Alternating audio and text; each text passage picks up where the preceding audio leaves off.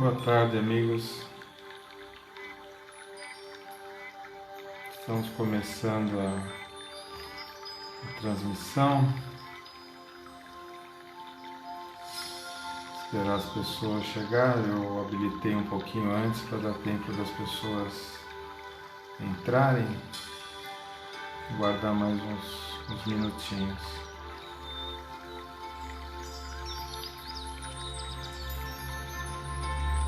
Carlos, Silvio, Cláudio, Cristiane,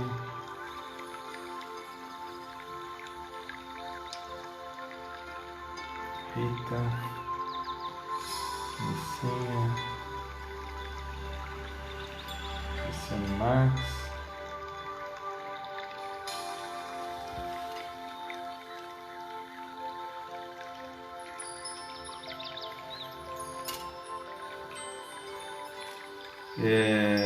como tá o som aí, pessoal? Tá bom?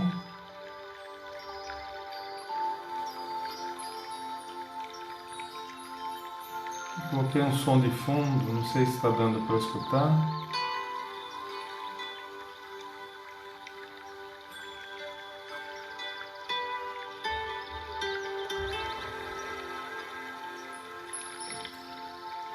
Márcio.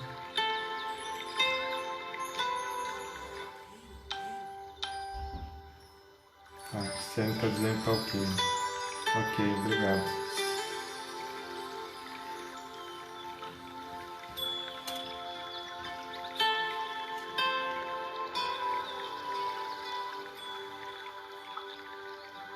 Lucimara, Carlos,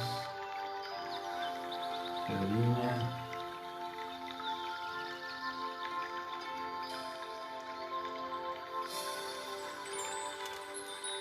Bom, pessoal, acho que está na hora de começar, né? Não, faltam 2 minutos para 6 horas. Vou aguardar mais 2 minutos.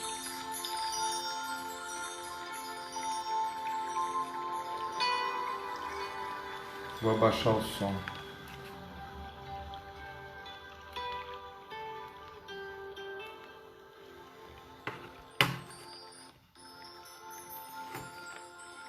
Melhorou o som?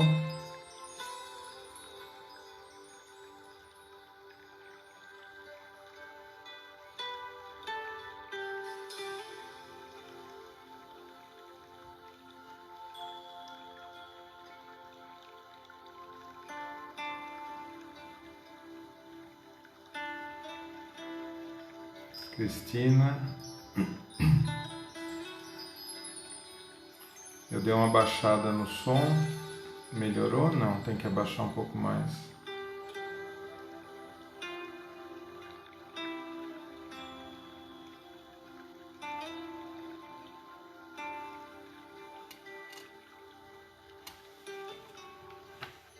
Célia.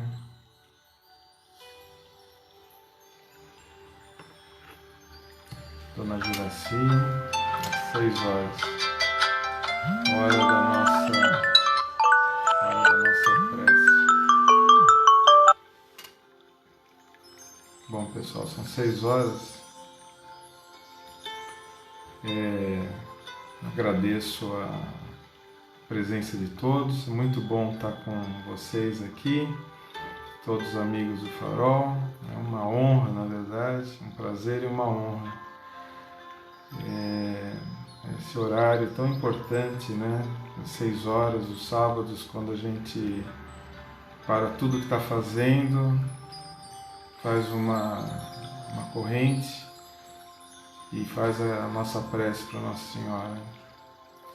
Então que nesse momento a gente seja todos envolvidos, os nossos lares, que a gente possa, nessa apresentação, passar um pouquinho do tema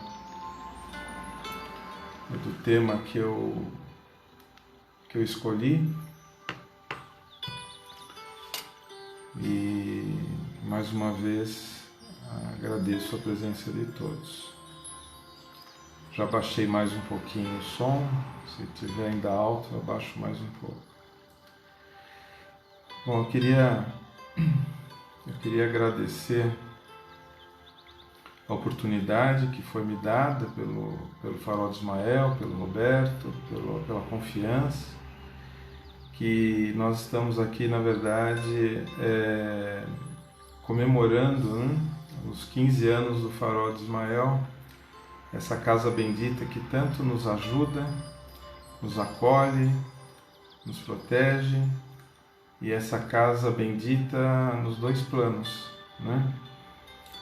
E muito obrigado aos amigos que estão me vendo aqui via Facebook, que estão nos vendo e nos acompanhando no plano espiritual. O objetivo dessa apresentação é... baixar um pouquinho mais, estão dizendo que está alto ainda. O objetivo dessa apresentação é falar um pouco da história do Espiritismo. Eu escolhi esse tema porque, às vezes, conversando com as pessoas, na triagem que a gente faz, nas entrevistas, a gente percebe que muitas pessoas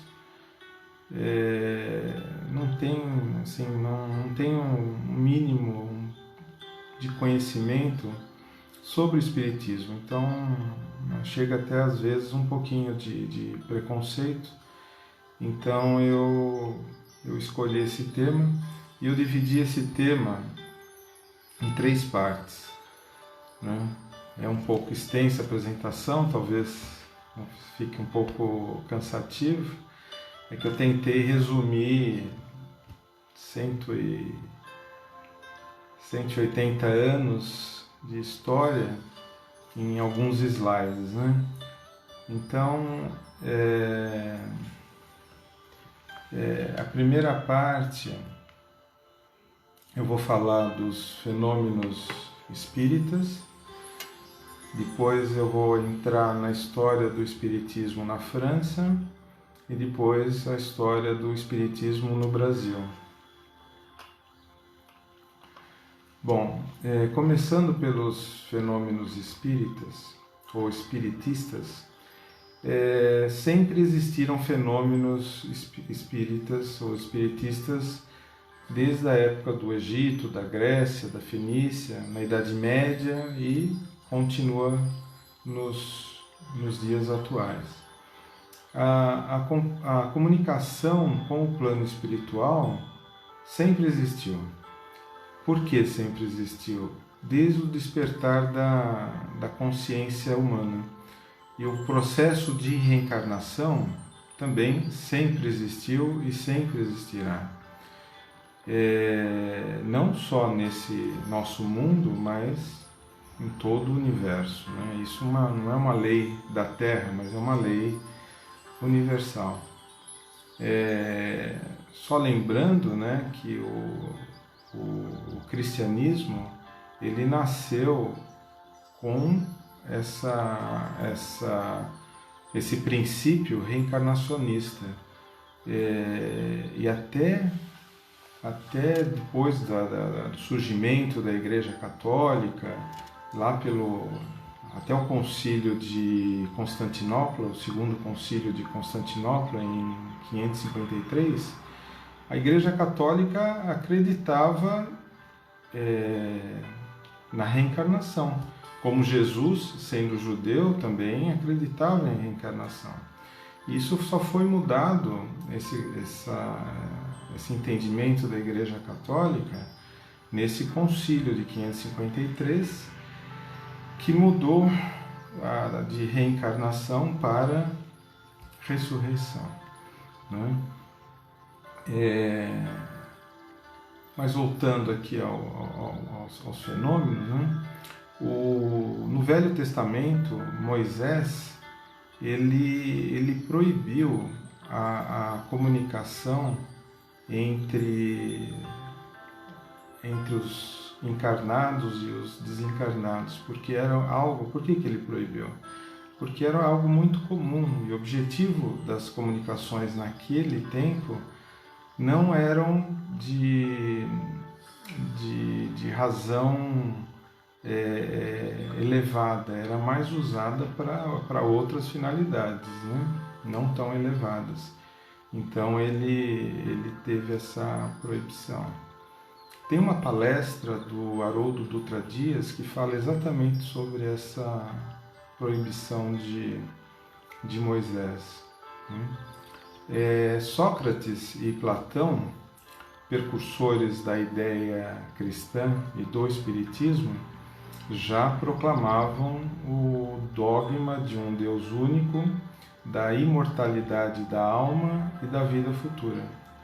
Só para lembrar, Sócrates e Platão viveram há 400 anos antes de Cristo, né?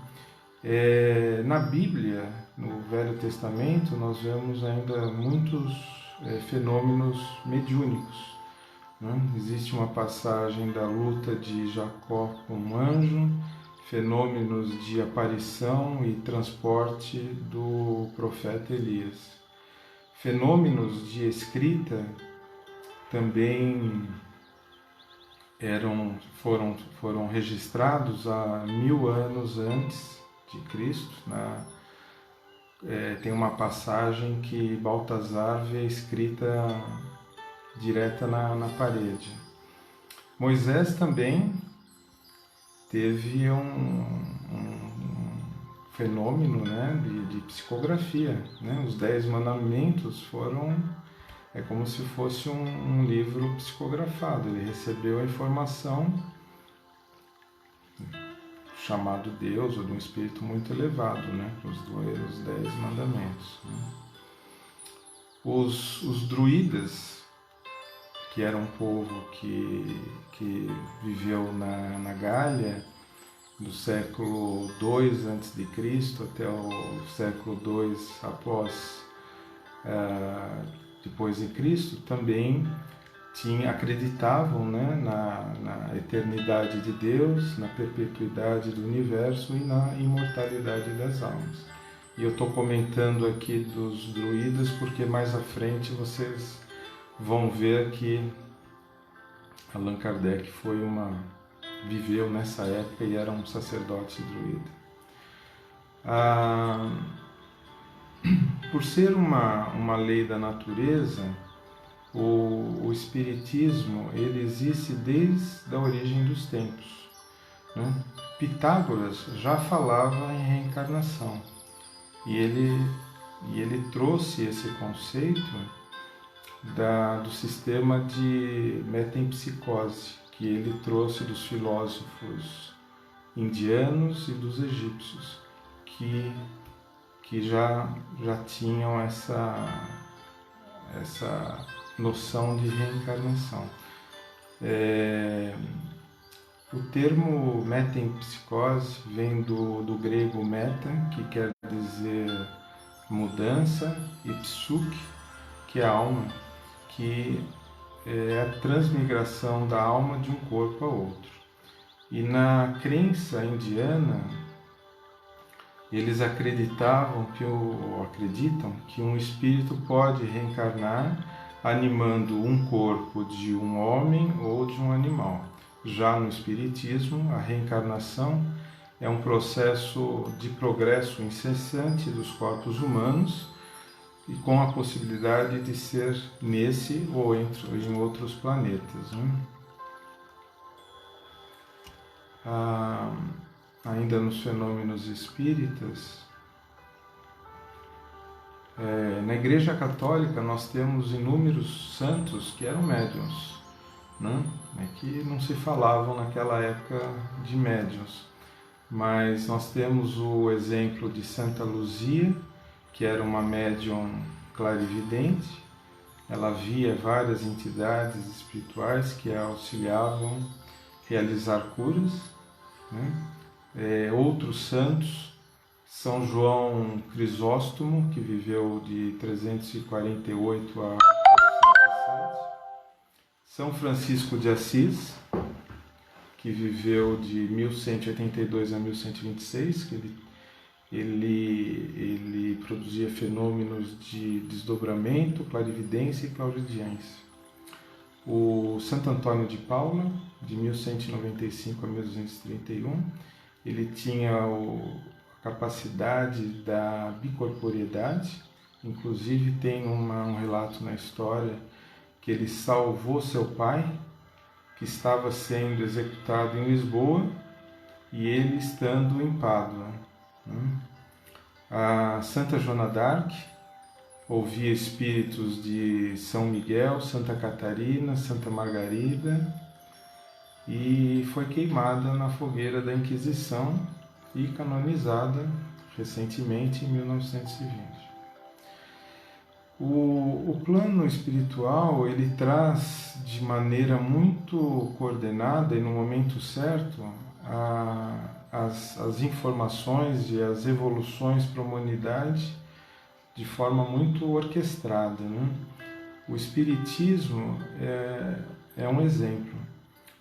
Vocês vão ver que vários fenômenos em vários locais do mundo, seja no Brasil, na Inglaterra, na França, nos Estados Unidos, aconteceram mais ou menos na mesma época, né? Isso tem um outro exemplo disso, que a criação, por exemplo, a criação do avião, ele não foi criado seja por Santos Dumont, seja pelos irmãos Wright, mas ele é uma ideia que, no momento certo, vem para a humanidade, para a evolução da humanidade. Sobre isso, tem um livro que é o Ícaro Redimido, que é a história de Santos Dumont. No plano espiritual, eu recomendo que todos leiam esse livro, que explica muito bem essa questão da coordenação espiritual quando um evento tem que ser revelado para a humanidade, sempre para o bem, sempre para a evolução. Nós que infelizmente às vezes a gente distorce quando chega aqui, né? Esse livro é muito bom, inclusive fala muito sobre a questão de suicídio, a questão do aborto. É muito, muito profundo esse livro. Ainda nos fenômenos espiritistas, né? Em 1840, manifestava-se a mediunidade do famoso médico norte-americano Andrew Jackson Davis. Desde a adolescência, esse moço, ele ouvia vozes, ele era clarividente, fazia diagnósticos psíquicos de muitas enfermidades. E também ocorreu o fenômeno de transporte em 55 quilômetros de onde ele morava.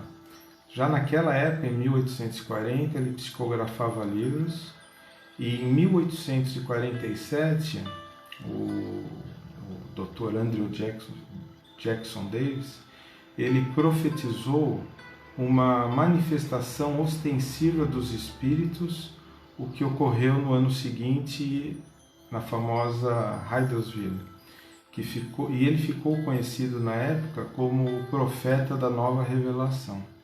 No ano seguinte, em 1848, a família Fox, que era adepta da igreja metodista, que tinha 3 meninas, a Caterine, a Margarete e a Lia, começaram a escutar umas batidas nas paredes, e as meninas elas eram médiums, né, de efeitos físicos, e começaram a associar, a fazer perguntas, e em função da quantidade de batidas dizia-se se era um sim ou era um não, e com isso elas conseguiram desvendar um assassinato que tinha ocorrido naquela casa, e de um espírito que estava enterrado no subsolo da casa, né? Esse efeito de batidas, né, chama-se tiptologia. E a tiptologia evoluiu, né, para a tiptologia alfabética, na qual a quantidade de batidas representavam as letras do alfabeto, ou algarismos. Né? Isso está escrito, se vocês quiserem ver, está bem escrito no Livro dos Médiuns, no capítulo 11 e no capítulo 32, sob o título de Sematologia e da Tiptologia. Na mesma época havia uma prática na sociedade francesa das reuniões que eram chamadas as mesas falantes, em francês, les tables parlantes, ou mesas girantes também as pessoas chamam, né?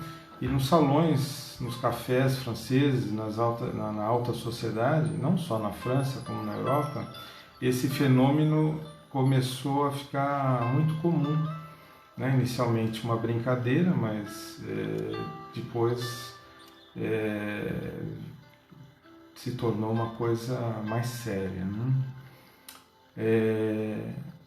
Em 1863, né, o Andrew Jackson Davis fundou em Nova York o primeiro liceu espírita, passando a ser considerado o precursor das mocidades espíritas.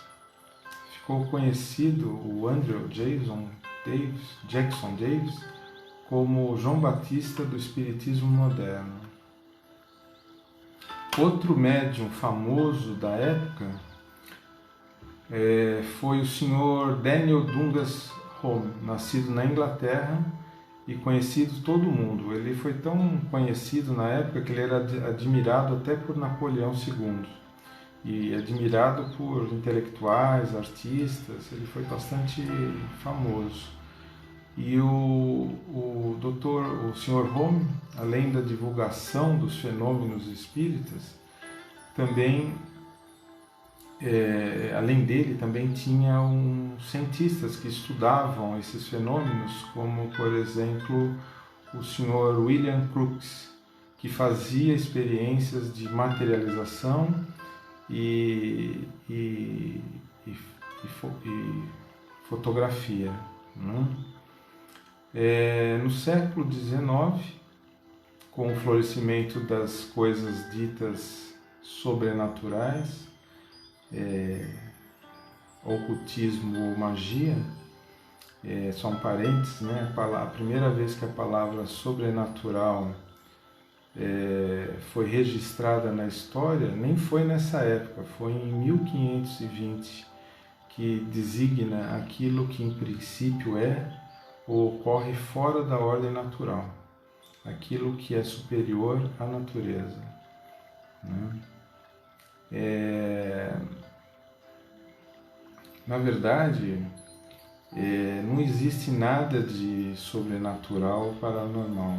Né? Apenas os fenômenos que ainda nós não conhecemos, não sabemos explicar pela ciência, são designados dessa maneira. Infelizmente, pela nossa ignorância, muita coisa ainda é tida como sobrenatural, paranormal. Né? Tem um vídeo, inclusive, muito interessante da Anete Guimarães, que é um seminário, na verdade, sobre mediunidade, fenômenos normais, paranormais, anímicos e mediúnicos, e que ela explica muito, muito bem isso. Né? Só um exemplo de como os fenômenos tidos paranormais dependem da época. Imaginem que na Idade Média, se você pegasse um pente, esfregasse no cabelo e colocasse num montinho de papel, o que ia acontecer? Né? Por causa da eletricidade estática, você ia atrair o papel ao pente. E o que ia acontecer com você? Você ia para a fogueira, certo? Porque iam te falar, por causa da época da Inquisição. Né? Bom, vamos passar agora para a segunda parte, que é o início do Espiritismo na França. O Espiritismo é uma doutrina fundada sobre a existência das manifestações e ensino dos espíritos. O Espiritismo reúne aspectos religiosos, filosóficos, morais, mediúnicos e científicos. O Espiritismo ele é voltado para o aperfeiçoamento moral do homem. Acredita em um Deus único, na comunicação entre encarnados e desencarnados, para que gerem frutos e aprendizado. No processo de reencarnação, para evolução constante e na justiça divina, lei de causa e efeito. O Espiritismo foi codificado pelo pedagogo, professor de Química, Matemática, Astronomia, Física, Fisiologia, Retórica, Anatomia, Francês. Ele era gramático, tradutor, linguista, filósofo e educador, chamado Hippolyte Léon Denisard Rivail, conhecido como Allan Kardec. Nasceu em 3 de outubro de 1804 e desencarnou em 31 de março de 1869. Era católico, estudou na Suíça, em Yverdon-les-Bains, na escola de Pestalozzi. Pestalozzi chamava Johann Heinrich Pestalozzi. Desculpe aí a pronúncia do alemão. Ele teve uma enorme influência no ensino tanto da França quanto da Alemanha. Ele tinha conhecimentos profundos do idioma francês e alemão, inglês e neerlandês. E também dominava o italiano e espanhol. Ele era membro de diversas sociedades intelectuais da época, como o Instituto Histórico de Paris, Academia Real de Arras e Academia de Ciências Naturais e Frenologia de Paris. Isso aqui é uma coisa importante de a gente entender, a questão da frenologia, porque a frenologia, o significado da frenologia é do caráter e das funções intelectuais do homem segundo a conformação do crânio, dos progressos de anatomia e filosofia do século XIX, e o fundador da frenologia, o alemão Franz J. Gall, estudou a anatomia do encéfalo. Baseado nesses conhecimentos, proclamou as características mentais que estavam associadas às características físicas. Mas, além disso, a frenologia estudava também a questão das raças, porque naquela época na França existia uma ideia que existiam raças mais, isso veio da Alemanha, raças mais desenvolvidas que as outras, né?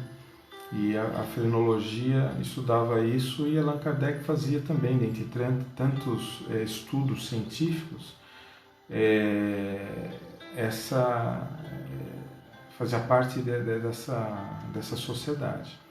É importante comentar isso, porque no Livro dos Espíritos, algumas vezes a gente lê sobre questão das raças, né? E tem algumas pessoas que não entendem muito essa questão.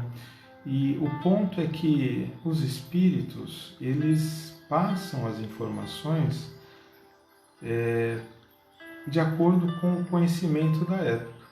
Se hoje fosse publicado livros, ou como os espíritos hoje nos trazem informação, hoje nós já temos um entendimento muito maior do que o entendimento da época. Então, tudo tem o seu tempo, né? Tudo tem o seu tempo. Na época, as pessoas tinham essa questão de raça muito forte, por isso que nos livros a gente vê às vezes alguns comentários sobre raças, e eu conheço pessoas que realmente não entendem isso, né? A outra observação que eu queria fazer é que o Espiritismo também tem uma inflexão católica muito forte. E quando vem para o Brasil, os textos franceses são traduzidos e influenciados com essa inflexão católica. Por exemplo, a questão da lei de causa e efeito é muitas vezes entendida como a questão de culpa e pecado, né? Mas no Evangelho segundo o Espiritismo tem uma frase que diz o seguinte sobre a questão que nós estamos falando, né? Que cobre essa questão das raças, né? Que o homem de bem é bom e é benevolente para com todos, sem distinção de raças, nem de crenças, porque em todos os homens vê seus irmãos, né? É uma frase muito, muito bonita. Todos são iguais, né? Kardec também defendia a democratização do ensino no território francês e ele era casado com a senhora Amélie Gabrielle Boudet. Em 1854, o senhor Fortier, que era amigo do professor Rivail, ele comentou sobre os efeitos de mesas girantes ou as mesas falantes, né? Em 55, o senhor Carlotti, amigo de mais de 25 anos de Kardec, comentou novamente o fenômeno com entusiasmo. E o Allan Kardec, ele era um cientista e ele achava que aquilo era alguma enganação. Inclusive ele foi trabalhar num teatro que o teatro produzia esses efeitos de mesas que subiam, né? E ele acreditava que esses fenômenos eram apenas um efeito do magnetismo animal, um efeito elétrico, porque naquela época estava se começando o estudo, né, da eletricidade e magnetismo, né? E em 55 ele esteve na casa da senhora Roger e com o senhor Fortier ali encontrou o senhor Patier e a senhora Plenet-Maison, que falaram sobre os mesmos fenômenos dos que tinham falado o amigo dele, o Carlotti, e que nesse momento produziu uma vontade de conhecer mais a fundo o fenômeno das mesas falantes, né? E numa terça-feira de maio de 1855, às 8 horas, ele foi assistir uma sessão dessas na casa da senhora Plenet-Maison. E ele ficou muito intrigado, né? Ele não entendia, ele constatou um fato e aquele fato decorria de uma causa e ele começou a ficar interessado no assunto. Nessa mesma reunião, além da levitação das mesas, né, houve um ensaio de escrita mediúnica, naquela época em Ardósia, com auxílio de uma cesta, né?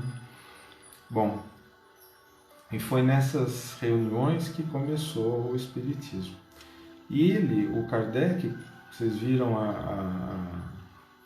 o currículo dele, né? Ele era um cientista e ele tinha que desenvolver um método científico para registrar isso que ele estava estudando, né? Muitas pessoas nas academias que ele participava não deram bola para ele, mas ele começou a estudar isso, né? Ele tinha os fatos e por dedução lógica ele acreditava que existia alguma coisa que ele não conhecia. No filme do Allan Kardec, esse último, que é muito bom, esse filme de 2019, dá para ver muito bem toda essa história do Kardec, né? Bom, ele recebeu 50 cadernos de anotações dos amigos, né, do senhor Carlotti, do René Talandier, Tiedemann Mantes, do Sartu, pai e filho, e do Didier. Né? E em 1856, nas reuniões da família Houdin, o Allan Kardec, o Sr. Rivail, ele começou a preparar as perguntas e as respostas vinham. Mas ele fez uma coisa muito interessante, que ele fazia a mesma pergunta para vários grupos de espíritas diferentes que não se conheciam, para confrontar as respostas. Né? Esse era o método dele. Né? Ele também começou a estudar o fenômeno da incorporação e da mediunidade psicográfica. E o nome de Allan Kardec, utilizado pelo professor Rivail, veio de uma informação de um espírito amigo chamado de Zé, que era o Zéfiro, que orientava o trabalho do Allan Kardec, que era um mentor dele, amigo druida, lá da região da Gália, que agora veio como mentor do Kardec, era o Zéfiro. Né? E em 18 de abril de 1857, publicou o Livro dos Espíritos, inicialmente com 501 questões, e em março de 1860, a segunda edição com 1019 questões, que é esse que nós temos atualmente. Né? Kardec, então, escreveu 5 livros, que são chamados das obras básicas, né? E além das obras básicas, né, nós temos outros livros e a Revista Espírita. O Livro dos Espíritos, né, como eu falei, de 18 de abril de 57, depois, no segundo livro publicado, foi o Livro dos Médiuns, de janeiro de 1861, ou seja, 4 anos depois. Né? Depois veio o Evangelho segundo o Espiritismo, de 15 de abril de 1864. Inicialmente, o título do Evangelho segundo o Espiritismo era Imitação do Evangelho segundo o Espiritismo. Depois, em 1 de agosto de 1865, veio o Céu e o Inferno, a Justiça Divina segundo o Espiritismo. Depois, por último, a Gênese, em janeiro de 1868, os Milagres e as Predições segundo o Espiritismo. Existem as obras complementares, que é o Espiritismo, em francês, né? E essa é uma tradução, né, de 1859, e o periódico das Revistas Espíritas, de 1 de janeiro de 58 a março de 69, ininterruptamente. E também, por último, as obras póstumas de 1890. Uma coisa que eu queria observar aqui, tem um site muito bom, que é o Kardecpedia. Nesse site nós podemos encontrar toda a obra de Kardec, todas as revistas espíritas em 4 idiomas. E tem um buscador muito legal que qualquer coisa que você queira lá perguntar, você coloca lá, ele te lista todas as obras, onde está a palavra em cada obra. Então é o site Kardecpedia, né? Nome bastante sugestivo. Bom, a partir então dessas obras começam a ter os seguidores, né, na Europa e na França, e acreditam que a doutrina é voltada para um aperfeiçoamento moral. E uma coisa importante é que naquela época a palavra espiritismo ela não existia. Espiritismo vem do espírito, que é o espírito, né, e o ismo como doutrina. E naquela época na França, qualquer palavra nova tinha que ser registrada em cartório.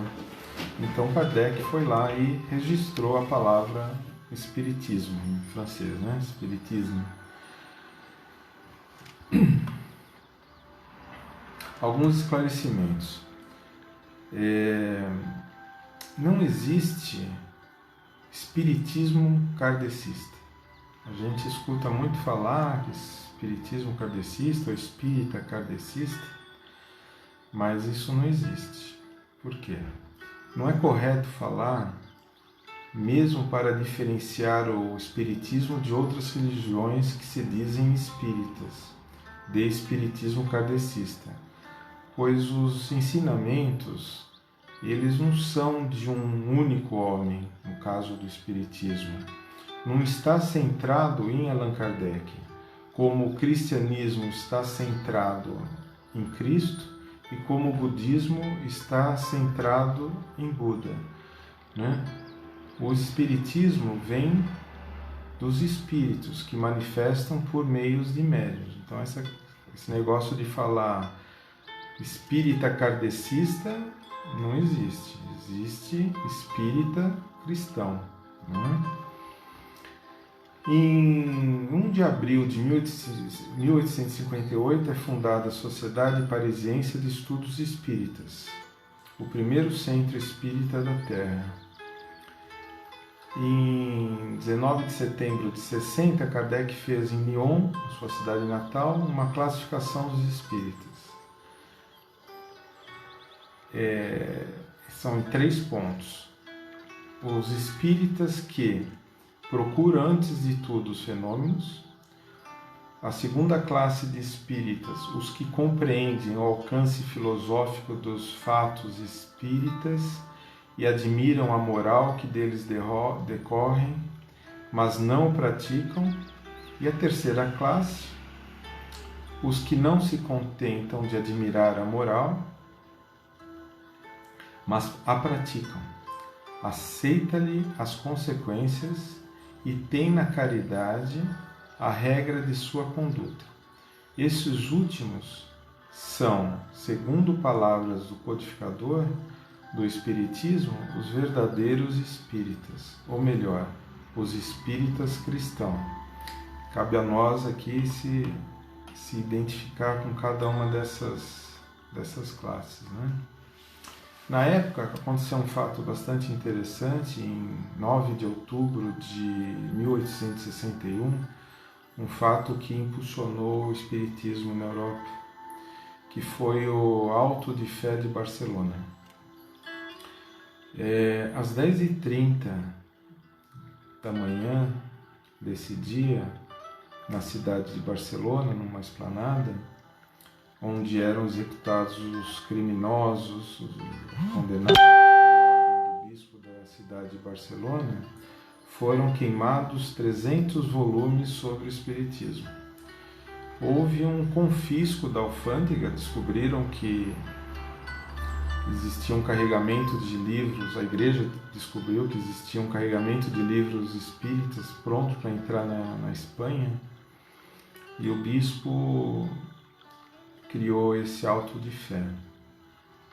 Entre os livros dos 300 volumes estavam a Revista Espírita, Revista Espiritualista, Livro dos Espíritos, Livro dos Médiuns, O que é o Espiritismo, Fragmento de sonata ditada pelo Espírito de Mozart, Carta de um Católico sobre o Espiritismo, História de Joana d'Arc e a Realidade dos Espíritos, demonstrada pela escrita espírita direta.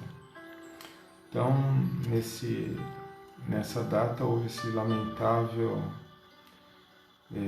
evento, né, da fogueira desses 300 livros, e que, na verdade,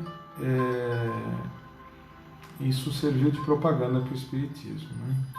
Além dos sacerdotes, secretários,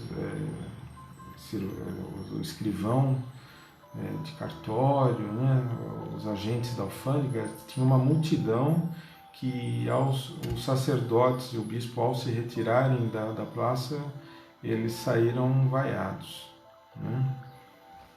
Esse fato ele foi registrado na Revista Espírita de novembro de 1861.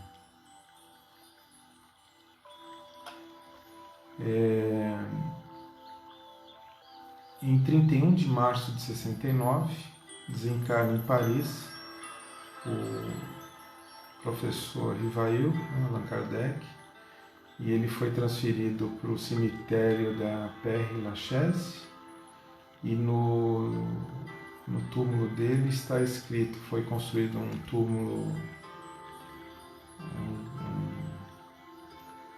um dome druida, né? Está escrito o seguinte, abre aspas, nascer, morrer, renascer ainda e progredir sem cessar, tal é a lei.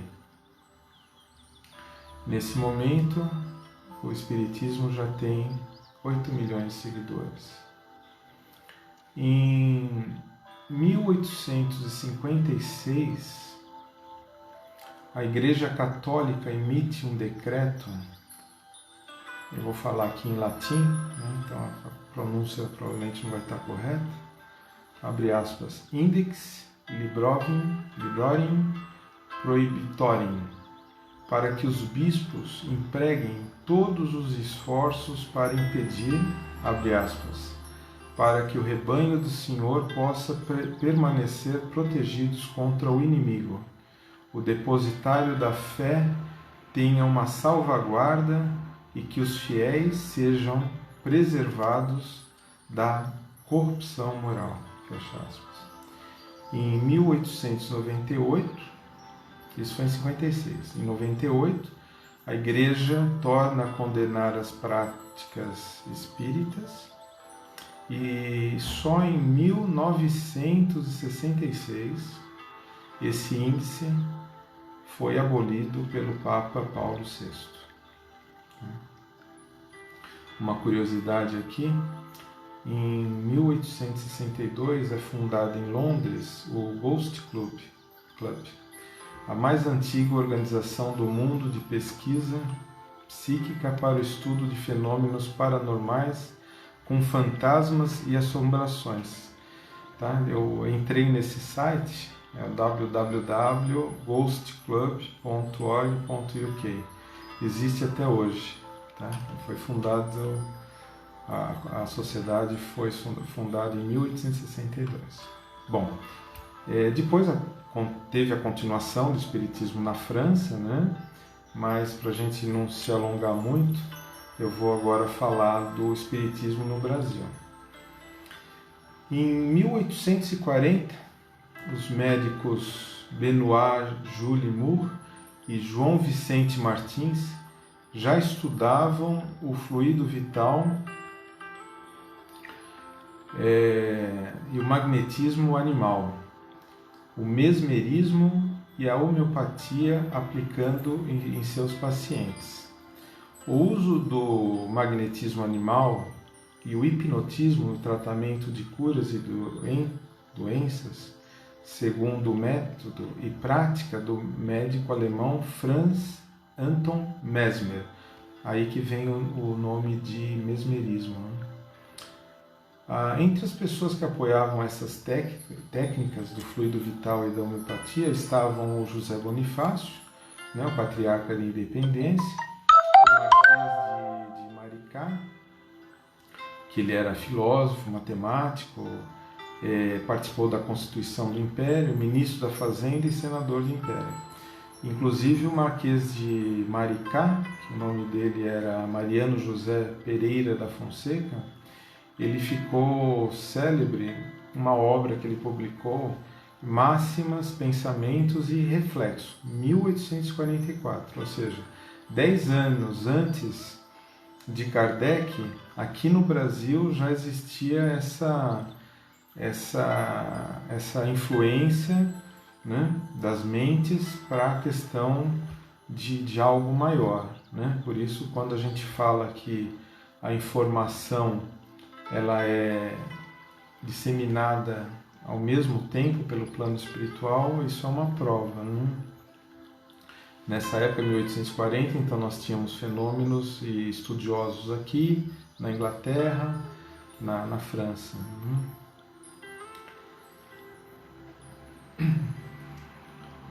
Esses ensinamentos começam a se tornar comuns entre as elites e estudiosos. E um grupo de estudiosos e historiadores se reúnem no Rio de Janeiro nessa época. Pertenciam a esse grupo de nobres o Alexandre José de Melo Moraes, que era médico, o Marquês de Olinda, o Visconde de Uberaba, o Visconde de Goiânia, e esses senhores, esses nobres, eles começaram a partir daí financiar estudos psíquicos, né? Em 1845 teve a primeira manifestação espírita registrada oficialmente na Bahia, no distrito da Mata de São João. Existe uma controvérsia que o Divaldo Pereira Franco diz que o ano foi de 1849, quando teve um confronto entre elementos da Igreja Católica e os espíritas, com a interferência da política, mas nós temos essas duas datas, né? Em 1853, o fenômeno das mesas girantes foi registrado pelo jornal O Cearense. Em 57, foi fundado o Conservatório Dramático da Bahia, no qual participavam personalidades como Rui Barbosa e Olímpio Teles de Menezes. O Teles de Menezes começou com esses fenômenos estranhos se contactar com espíritos franceses. Naquela época, os nobres, né, a alta sociedade, era muito comum falar o francês, né? Na década de 60, vieram franceses exilados políticos do regime de Napoleão III, e alguns desses foram os pioneiros do espiritismo aqui no Brasil, como Adolphe Hubert, que foi o editor do Corriere do Brasil, e o professor Casimir Lietot e a médium psicográfica Perry Collard. Em 65 é criado o Grupo Familiar do Espiritismo por Teles de Menezes, e a primeira sessão espírita foi registrada em 17 de setembro de 65. Em 73 é fundada a Associação Espírita Brasileira em Salvador, e em 75 é fundado o Grupo Santa Teresa de Jesus em Salvador. Em 73, essa data é importante, no Rio de Janeiro é fundada a Sociedade de Estudos Espiríticos Grupo Confúcio. Seguia o livro dos espíritos e dos médiuns. As atividades incluíam receituário gratuito de homeopatia e aplicação de passes aos necessitados. Sua maior virtude foi traduzir para a língua portuguesa as obras de Kardec. A imprensa local, o Jornal do Comércio, na época, acusava o espiritismo de fabricar loucos e pedindo a interferência da polícia, comentando, abre aspas, é uma epidemia mais perigosa que a febre amarela. Saiu em 13 de dezembro de 1874. Joaquim Carlos Travassos, que era integrante desse grupo Confúcio, apresentou o livro dos Espíritos a Bezerra de Menezes.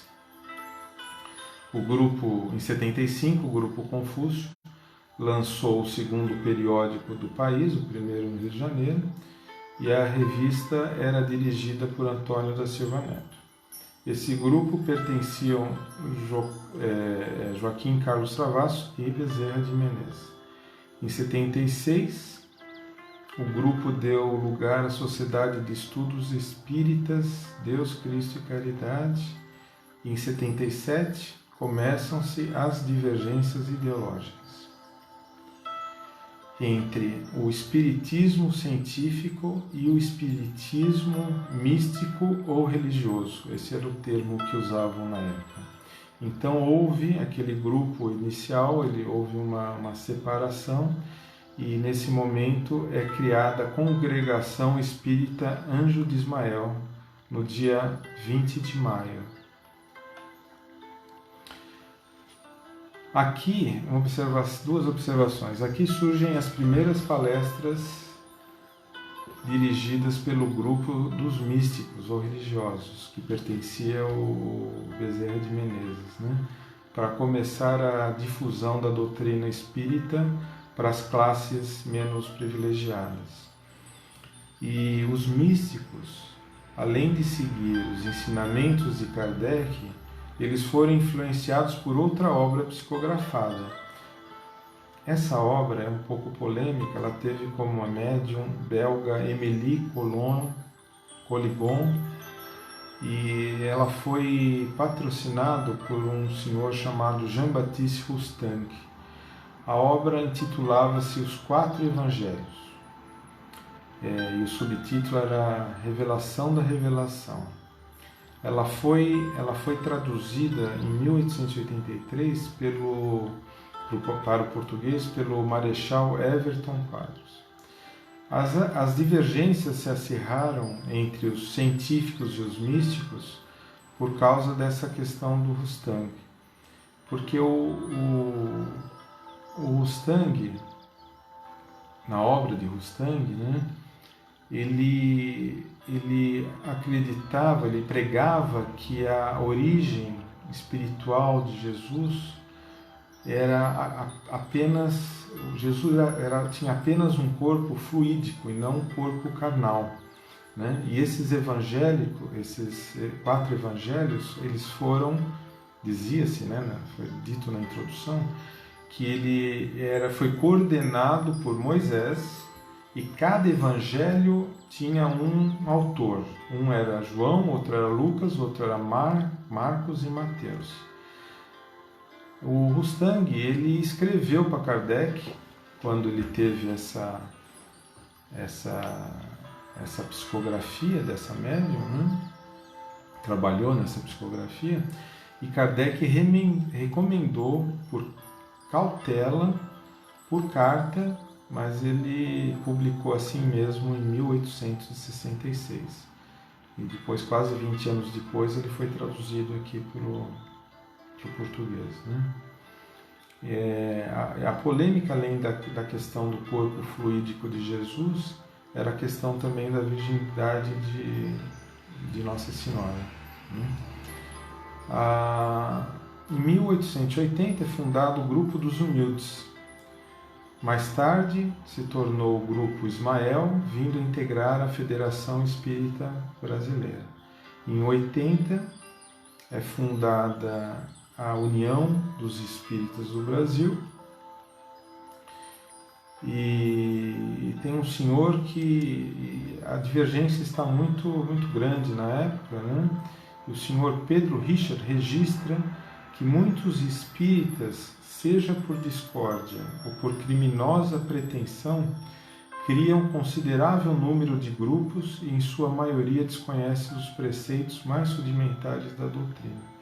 A maioria para satisfazer a sua vaidade, e poucos grupos eram produtivos na época, né? Em 81 começa a perseguição oficial ao espiritismo no Brasil. Em 6 de setembro de 81 houve o primeiro Congresso Espírita do Brasil, no Rio de Janeiro, e os organizadores desse congresso, eles foram procurar o Dom Pedro II para pedir proteção, né? E aí ele havia comentado, está registrado na história, que ele disse que ele não consentia nenhuma perseguição no Império. 15 dias depois, em 21 de setembro de 81, eles voltaram a pedir uma posição de imperador, e ele apenas disse que ninguém os perseguiria, mas que ele não queria registrar isso para que não transformasse os espíritas em mártires. Em 1 de janeiro de 1884, é fundada a Federação Espírita Brasileira, considerado como a Casa de Ismael, com o objetivo de federar todos os grupos através de um programa equilibrado e misto para difundir o Espiritismo. A FEB surgiu daquele grupo dos místicos, tendo seu primeiro presidente o senhor Joaquim Carlos Travassos, e em 16 de agosto de 86, o Bezerra de Menezes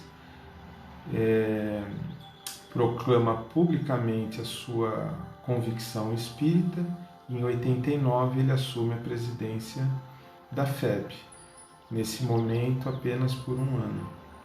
Em 89, em 15 de novembro, tem a proclamação da República, e em 11 de outubro de 90, o Código Penal brasileiro foi promulgado e associava a prática do espiritismo a rituais de magia negra e curandeirismo, no artigo 157, que dizia o seguinte, esse artigo: é crime praticar o espiritismo, a magia e seus sortilégios, usar de talismãs e cartomancias para despertar sentimentos de ódio, incutar cura de moléstias,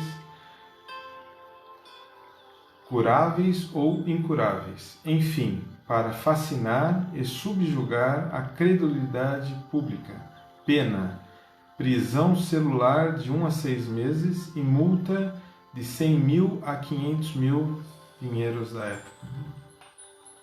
Então houve um período de grande perseguição, embora seus integrantes fossem pessoas importantes, né?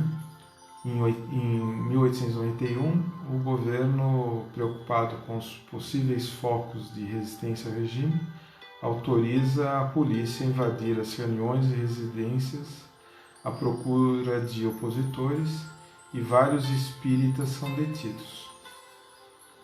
Em 83, no auge da revolta armada, o governo endurece ainda mais o regime e houve um protesto no Congresso Nacional, mas foi em vão.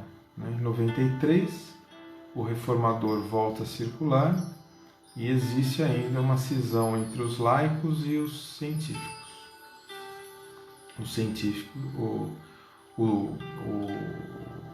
Os místicos eram representados por Bezerra de Menezes, né? Eu já tinha falado que ele defendia o aspecto religioso da doutrina. Em 13 de agosto de 95, Bezerra de Menezes assume novamente a FEB e imprimiu dessa vez a orientação evangélica e permaneceu até 11 de abril de 1900, né, quando desencarnou. Em 1900, depois do desencarne de Bezerra de Menezes, assume o Leopoldo Cirne e muda a orientação da FEB, tornando os estudos de Rustang optativo.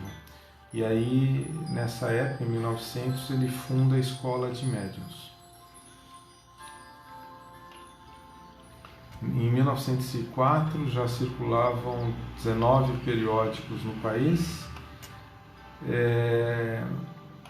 e aí o período de perseguição aos espíritas continuava, né? Em 1905 a FEB foi autuada pela Diretoria da Saúde Pública pelo exercício ilegal de medicina. Outros movimentos pelo Brasil ocorreram em diversos estados, né? Abertura de centros espíritas, de jornais, né? por exemplo, na cidade de Matão, o senhor Cabral Schutel, ele publicava mensalmente 10.000 exemplares. O Eurípides Barçanufo era dessa época, fundou também um grupo espírita Esperança e Caridade.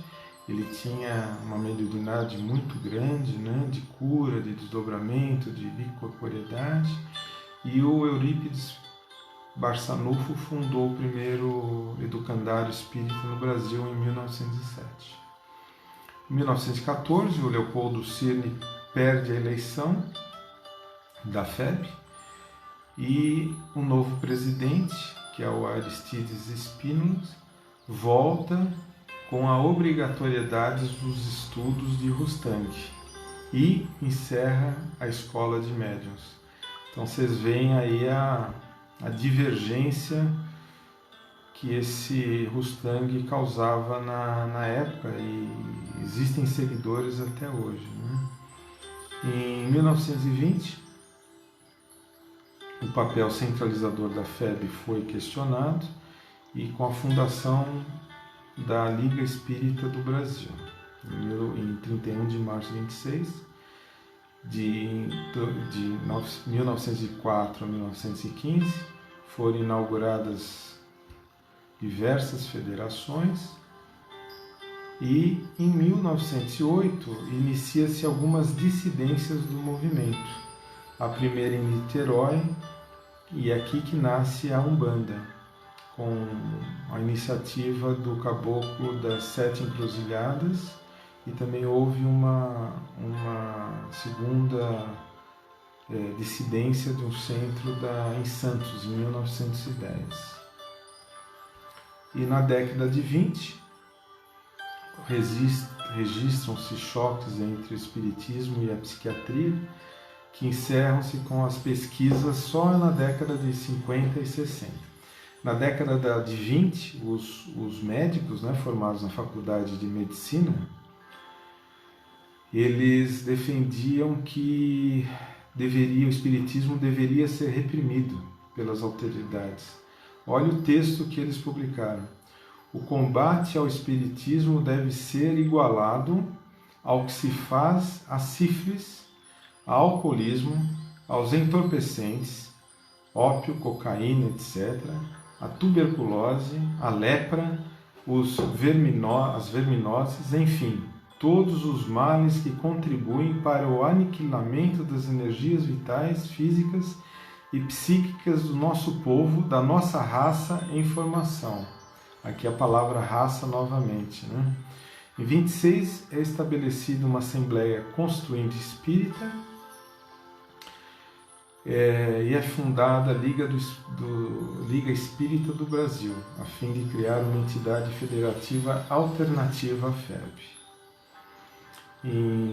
Porque eles não aceitavam a imposição do Rustang. Em 31, esse movimento anti-espiritismo, houve inclusive publicação de livros, e em 1931 Emmanuel se apresenta ao Francisco Cândido Xavier, e em 32 é lançado o livro, a obra Parnaso de Além Túmulo, em 6 de julho de 32.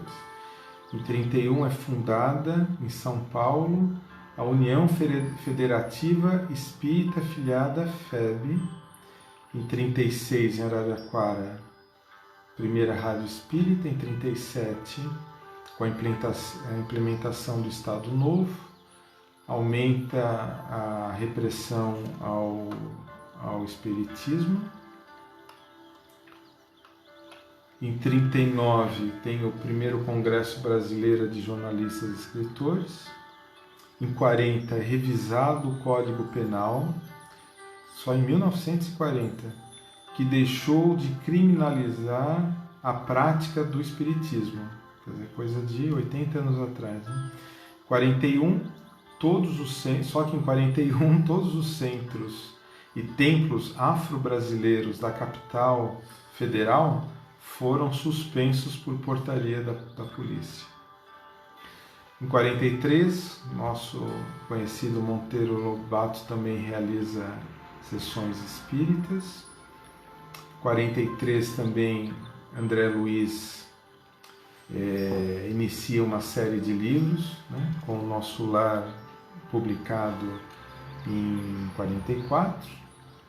Em 44, a viúva do escritor Humberto de Campos, que era do movimento espírita, ele faleceu em 34 e ele psicografava pelo Chico Xavier vários livros, né? Então ela entrou com uma ação contra a FEB pedindo os direitos autorais, né? E a partir daí surge o Irmão X. Na década de 40, inicia-se o trabalho assistencial do Divaldo Pereira Franco, né, um expoente da doutrina espírita até hoje, né, e ele funda em Salvador a Casa do Caminho, que atende hoje mais de 6 mil pessoas, tendo 3 mil pessoas na instituição, sendo que centenas dessas crianças foram adotadas por ele. Né? O Divaldo é um expoente, maior divulgador do espiritismo hoje na atualidade, com mais de 250 livros psicografados, palestras em mais de 50 países. Tem um filme dele, inclusive, no YouTube, liberado, muito bonito para a gente assistir, muito legal.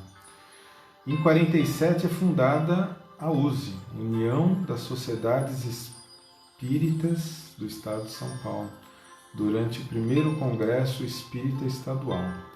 A USE tinha o objetivo de unir as instituições espíritas e difundir o espiritismo, além de orientar a uniformização na prática da doutrina espírita.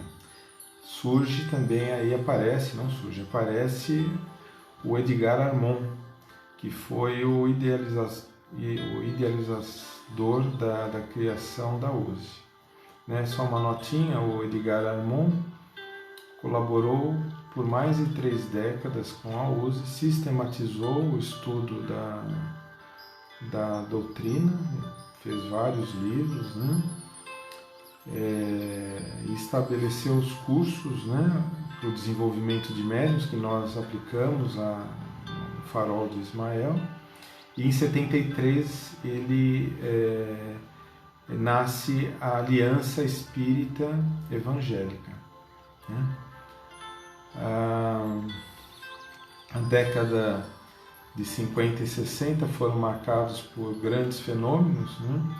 Um que foi o José Pedro de Freitas, o popularmente conhecido como Zé Arigó. Ele não se filia a algum órgão espírita, não se diz espírita, mas ele tem um trabalho grande, né, de mediunidade de cura pelo espírito do Dr. Fritz. Também foi processado e acusado de feitiçaria e exercício ilegal da medicina. E também nessa década, Chico Xavier completa seu 100º livro e cede todos os direitos autorais à caridade. Né? Inclusive, teve uma época que o Chico Xavier cedia os direitos autorais para a FEB, e pela FEB não autorizar que os livros fossem traduzidos para outros idiomas, ele rompe com a FEB e começa a publicar os livros para uma outra editora, mas ainda continua doando os direitos autorais para a caridade. Né? Em 53, a Conferência Nacional dos Bispos do Brasil reitera a condenação católica ao espiritismo, e nesse mesmo ano a FEB declara que os ubandistas podem ser considerados espíritas. e que causou vivas reações no movimento novamente. E na década de 60 surge a apometria, como tratamento no Hospital Espírita de Porto Alegre pelo Dr. José Lacerda de Azevedo.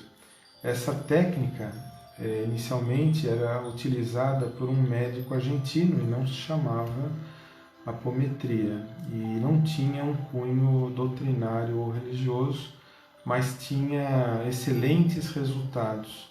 E o Dr. Lacerda, ao participar de um congresso lá na Argentina, teve conhecimento com essa técnica e convidou esse médico para o hospital que ele trabalhava lá em Porto Alegre.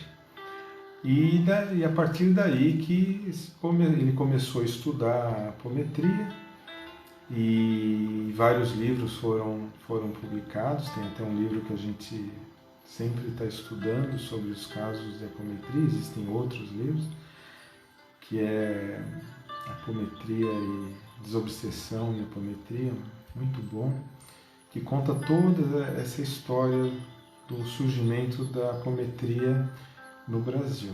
Nós, no Farol de Ismael, nós utilizamos essa técnica com muito bom resultado, além dos passes padronizados do Edgar Armand.